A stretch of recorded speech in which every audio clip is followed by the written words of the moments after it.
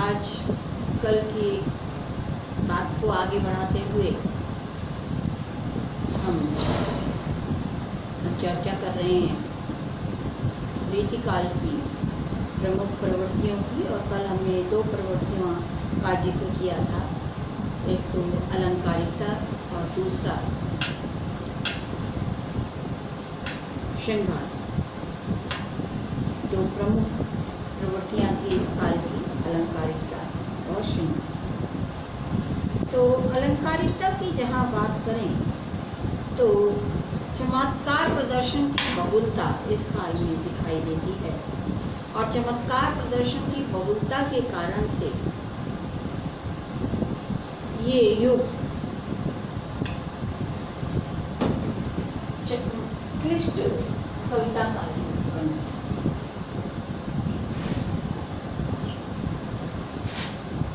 इस युग की कविता में क्लिष्टता ज्यादा जो दिखाई देती है।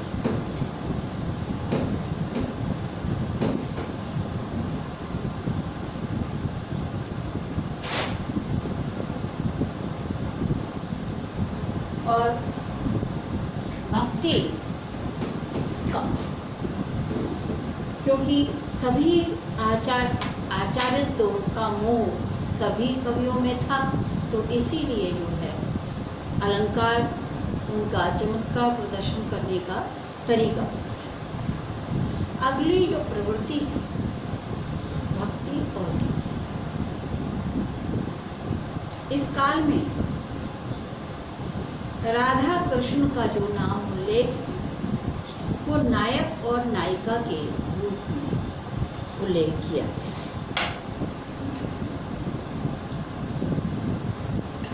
वैसे तो राधा और कृष्ण की जो भक्ति है वो श्रृंगारिक भावनाएं व्यक्त करने का एक तरीका था,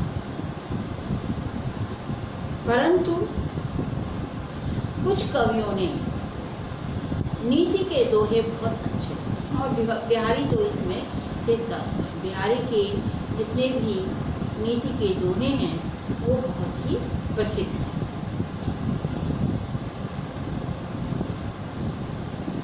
और इन्हीं के आधार पर बिहारी एक बहुज्ञ कवि हैं ऐसा पता चलता है।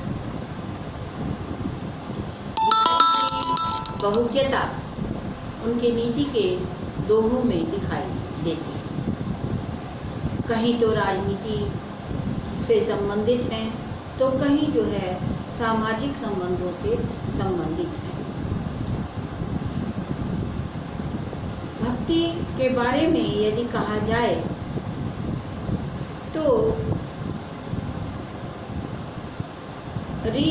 एक पंक्ति कही गई है, रीझ यह सुकवि जो जानो कविताई, ना तो राधिका सुमिरन भक्ति को बहानो। राधा कृष्ण का नाम उल्लेख रीति कवि भक्त परंपरा में बिठाना नितांत हास्यास्पद हो।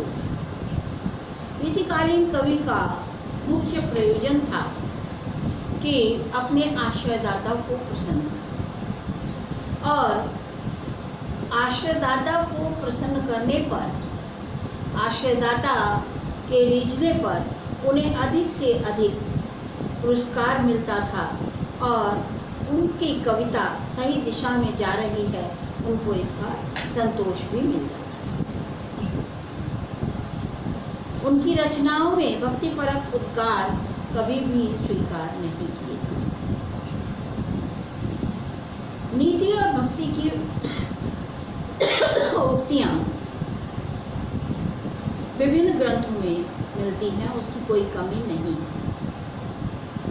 बिहारी के काव्य में जो नीति के दोहे हैं वो श्रृंगार से भी अधिक जो है प्रभावशाली हैं, और उनके लिए बिहारी प्रसिद्ध भी है। ये भक्ति का एक अंग है नीति का, ये दोहे। और जब सामाजिकता से अनास्था हुई तब ये कवि नीति की तरफ बढ़ गए।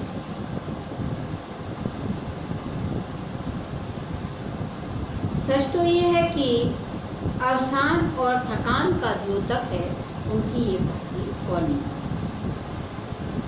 राग की अतिशयता से ऊबकर व्यक्ति भक्ति और वैराग्य की साधना करता है और भक्ति का आंचल पकड़ता है। और रीतिकाल के जितने भी रचयिता थे वो इसके अपवाद नहीं थे। यत्र तत्र कविता खंडों में उनके नीति के दोहे मिल जाते हैं, इसी प्रकार से भक्ति के दोहे मिल जाते हैं। विशुद्ध भक्ति की उनसे उम्मीद की भी नहीं जा सकती और उन्होंने विशुद्ध भक्ति की भी नहीं। असंख्य ग्रंथों में प्रकट होता है कि भक्ति की धारा इतनी क्षीण भी नहीं थी कि उसे जो है बिल्कुल खत्म ही समझ लिया। हाँ, बिहारी, मतीराम और देव आदि की कविता में जो भक्ति है वो राधा कहानी सुमरन को बहानों है कि उक्ति चरितार्थ।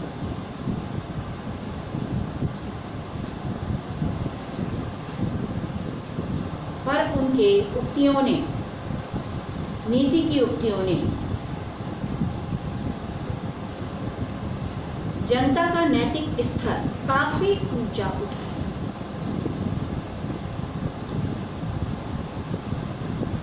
जैन कवियों और संतों की रचनाएं भी इस काल में आध्यात्म और भक्ति की दृष्टि से पर्याप्त महत्वपूर्ण दिखाई देती हैं।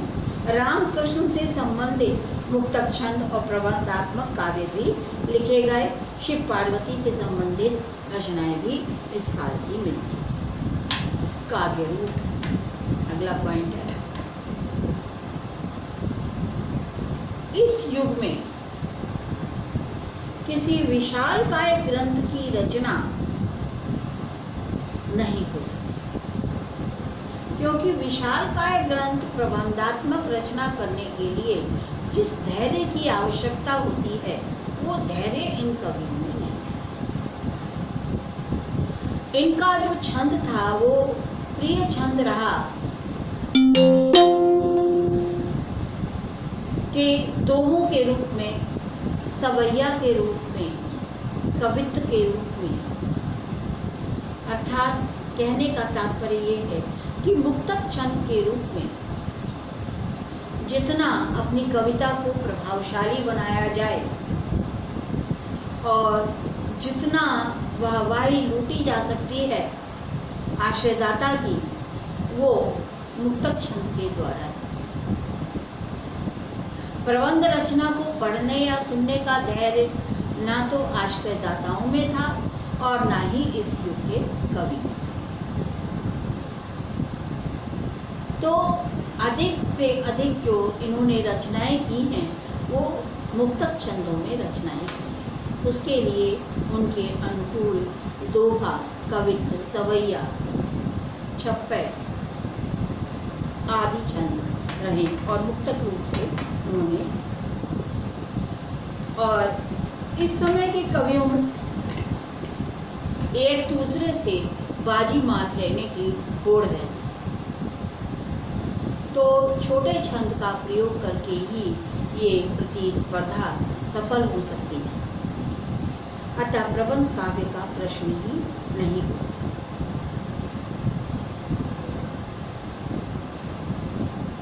इन कवियों ने उस छोटे से छंद में ही इतनी वाक कुशलता, इतना चमत्कार, अलंकारों के द्वारा उसे इतना सारगर्भित बनाया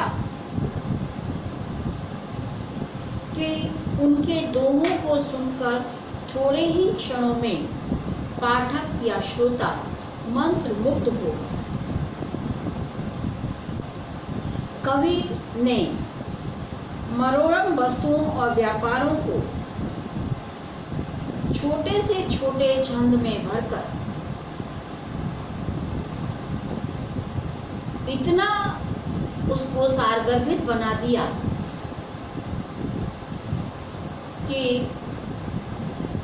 कवि बिहारी के कुछ दोहे तो ऐसे हैं जिन्हें सुनकर अनेक भाव उसमें भरे हुए हैं, तो उन्हें बिहारी ने अपने गागर में सागर ऐसी उक्ति से नवाजा है। ऐसी शिक्षाएं, ऐसी उक्तियां, ऐसे अर्थ उसमें हैं जो उनकी सामासिकता को देखकर दांतों तले उंगली दबा देते हैं। तो ये कवि भाषा के कलाकार थे। इसी तरह से मुक्तक छंदों की अविच्छिन्न परंपरा इस युग में दिखाई देती और इस युग का मुक्तक पद्य 100 प्रबंध काव्यों से बढ़कर प्रभाव क्षमता रखने वाला दिखाई देता है। चरितार्थ होता है, उसमें ना तो गहराई की कमी है और ना ही रसोद्रेक की कमी है। समष्टि रूप से कहा जा सकता है कि इस युग का कवि ना तो भावुक था, ना ही रसोद्रेक करना चाहता था। वो सिर्फ चमत्कार उत्पन्न करना चाहता था और चमत्कार उत्पन्न करने के लिए ये मुक्तक छंद बहुत ही कारगर सिद्ध हुए। अगला हमारा पॉइंट है ब्रज भाषा की प्रधानता। इस युग में ब्रज भाषा की प्रधानता है। साहित्यिक भाषा के रूप में ब्रज भाषा थी और ब्रज भाषा की बड़ी ही उन्नति हुई। अलंकार प्रधान युग में भाषा की सजीवता और श्रृंगार के संबंध में विशेष सतर्कता और जागरूकता से काम लेना। भारतीय साहित्य में लालित्य के क्षेत्र में संस्कृत भाषा के पश्चात ब्रज भाषा का ही स्थान आता है। ये मध्यदेशीय भाषा थी। दूसरी, इसकी प्रकृति मधुर थी, साथ ही कोमल रसों की सुंदर अभिव्यक्ति इसमें अपार क्षमता थी। यही कारण है कि रामचरितमानस और पद्मावत जैसे काव्य अवधि में लिखे हुए हैं, फिर भी रीति कवि ने ब्रज भाषा के प्रति अपना आकर्षण दिखाया, उसे सजाया, उसे संवारा। नगेंद्र इस युग की भाषा के विषय में लिखते हैं। भाषा के प्रयोग में इन कवियों ने खास नाजुक मिजाजी बरती है। इनके काव्य में किसी भी ऐसे शब्द की गुंजाइश नहीं है जिसमें माधुर्य नहीं है और जो माधुर्य गुण के अनुकूल न हो। अक्षरों के गुंफन में इन्होंने कोई त्रुटि नहीं छोड़ी। संगीत के रेशमी तारों में इनके शब्द मणि माणिक्य की मोती की तरह गुथे हुए। नागरिकता और मसृणता इस काल की भाषा के मुख्य तत्व हैं। ऐसी रंगोज्वल शैली, शब्दावली अन्यत्र दुर्लभ। वर्ण मैत्री, अनुप्रासत्व, ध्वन्यात्मकता, शब्द गति, शब्द शोधन, अनेकार्थता, व्यंग्य आदि विशेषता इन काव्यों में प्रचुर मात्रा में मिलती है।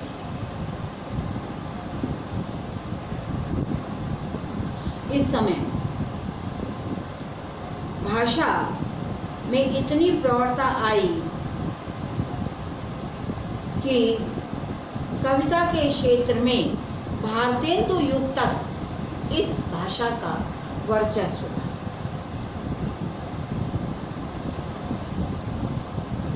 मुसलमान कवियों ने भी इस भाषा का प्रयोग किया।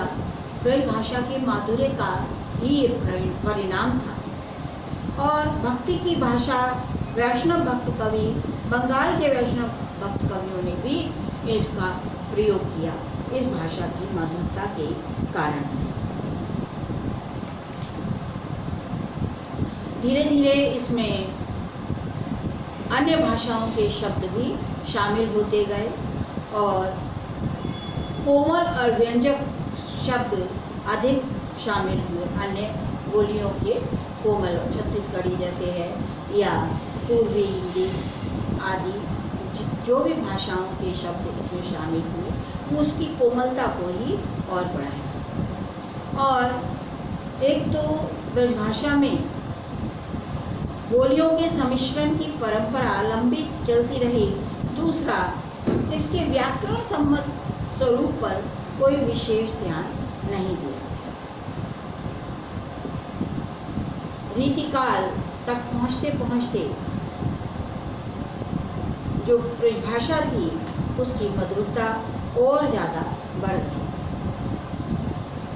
और इस काल में घनानंद आदि कवियों ने इसे और भी ज़्यादा सुंदर बना दिया। भाषा की मधुरता, लचीलापन देव पद्माकर में जो दिखाई देता है वो भक्ति काल के कवियों में नहीं। रीतिमुक्त कवियों में आनंद, घनानंद, बोधा आदि की भाषा में बहुत शक्ति थी। उन्होंने ऐसे शब्दों का प्रयोग किया जो लोकोक्तियों से उसे युक्त किया और स्थान स्थान पर घनानंद के काव्य में स्थान स्थान पर जो ब्रजभाषा थी वो समृद्ध होकर सामने आने लगी और वाक्य ध्वनि, पद ध्वनि, पदांश ध्वनि की जगह जगह उन्होंने काम लिया। रीतिमुक्त कवि भाषा के प्रयोग में पूर्णतः सक्षम थे, परंतु अधिकांश काव्यों की भाषा में, रीति काव्यों की भाषा में उसकी शुद्धता पर कोई ध्यान नहीं। अगला जो विशेषता है इसकी वो है लक्षण ग्रंथों का निर्माण। रीतिकाल में कवि कर्म और आचार्य कर्म एक साथ चलते थे। रीतिमुक्त कवियों को छोड़कर प्रायः इस काल के सभी कवियों ने लक्षण ग्रंथों का निर्माण किया। रीतिबद्ध कवियों ने सीधे रूप में लक्षण और उदाहरण प्रस्तुत किए। रीति सिद्ध कवियों ने केवल उदाहरण जुटाए और प्रत्यक्ष रूप से काव्यांग संबंधी किसी लक्षण को नहीं लिखा। उनके उदाहरणों की पृष्ठभूमि में रीति शास्त्र ही काम करता है। इस प्रसंग में केवल इतना ही कहना होगा कि रीति कर्म या आचार्य कर्म और कवि कर्म दोनों परस्पर विरोधी विचारधारा है। कवि के लिए मां सा भाव प्रवण हृदय चाहिए और आचार्य कर्म की सफलता के लिए प्रौढ़ता चाहिए, दृढ़ता चाहिए और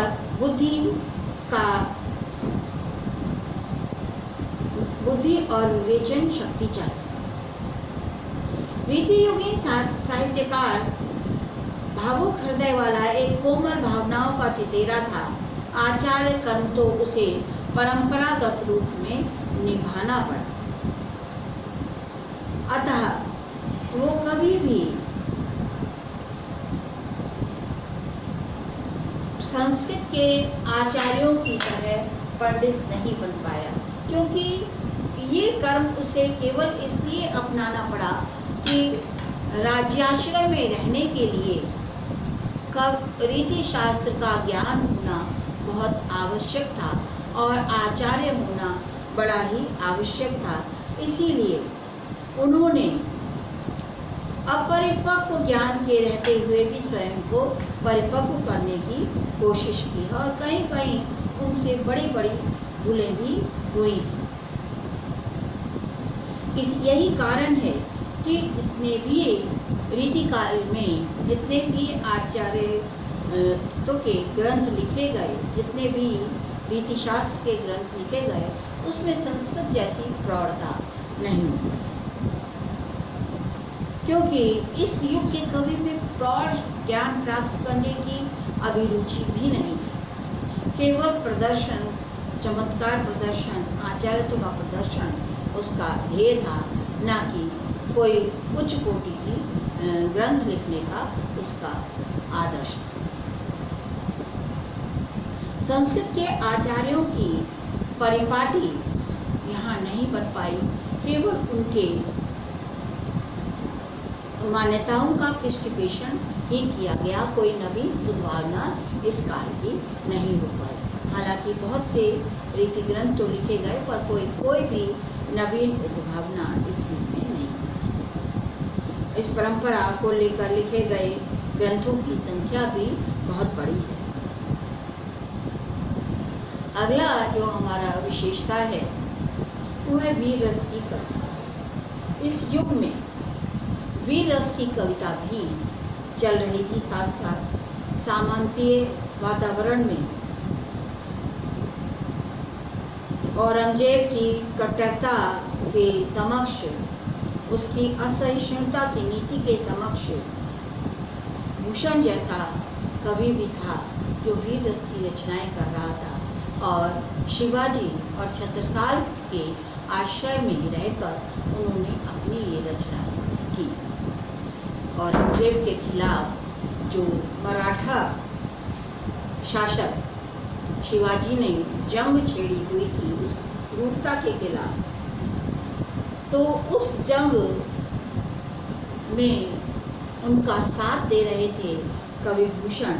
अपने आश्रयदाताओं के साथ खड़े होकर आतताइयों के विरुद्ध संघर्ष लड़ने में वो भी उनके साथ थे, और इस तरह से श्रृंगार की प्रधान धारा के साथ साथ वीर रस की क्षीण धारा भी प्रवाहित हो रही थी, जो भूषण आदि कवियों ने प्रवाहित की। वीर रस के कवियों में राष्ट्रीयता का स्वर प्रधान था, पर इस युग के कवियों की राष्ट्रीयता पर आपत्ति उठाई जाती है, क्योंकि इस युग की राष्ट्रीयता को जातीयता कहना चाहिए। संपूर्ण जो वृहद राष्ट्रीयता का इस युग में प्रायः अभाव ही था। वीर रस के ओतप्रोत कई रचनाएं प्रकाश में आई हैं, पर जो प्रसिद्ध हुए वो भूषण कवि हुए, और कोई कवि इतने ज़्यादा प्रसिद्ध नहीं हुए। हालांकि बहुत से लोगों का नाम लिया जाता है, जैसे इनमें से गुरु गोविंद सिंह, संतोष सिंह और सुखा सिंह आदि की रचनाएं भी इसमें ली जाती हैं, जिन्होंने पंजाब की गुरमुखी लिपि में इसको की रचना की है। बहुत से ग्रंथ हैं इस युग के जो इस धारा को आगे बढ़ाते हैं, तो नाम केवल जो है ज़्यादा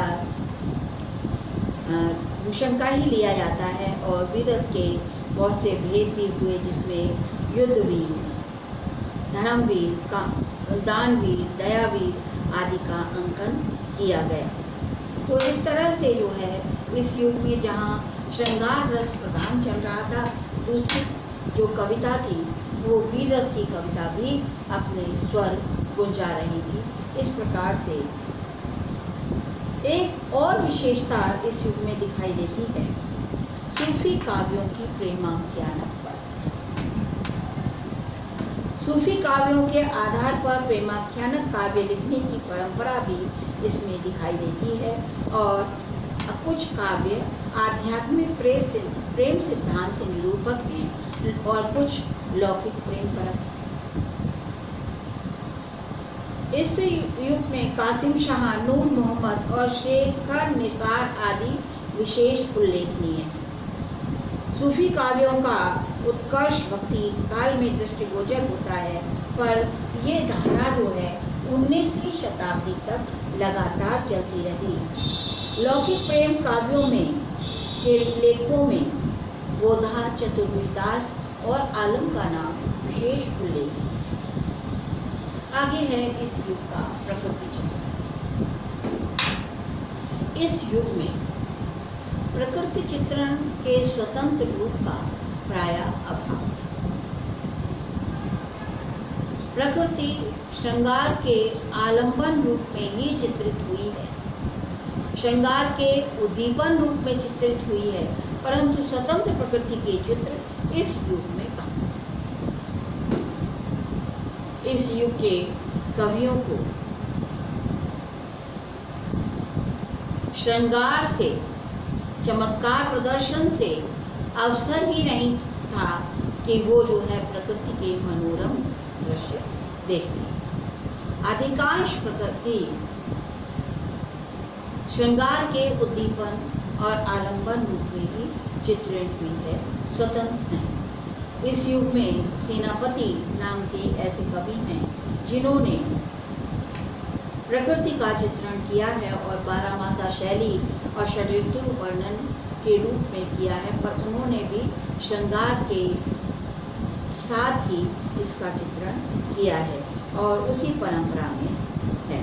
प्रकृति का के भावोत्पादक रूपों का वर्णन भी है, उसके विभिन्न त्योहारों का वर्णन है बारहमासा शैली में और 30 त्योहारों का वर्णन है। परंतु रीति कवि को इन दृश्यों में अधिक सफलता नहीं मिली।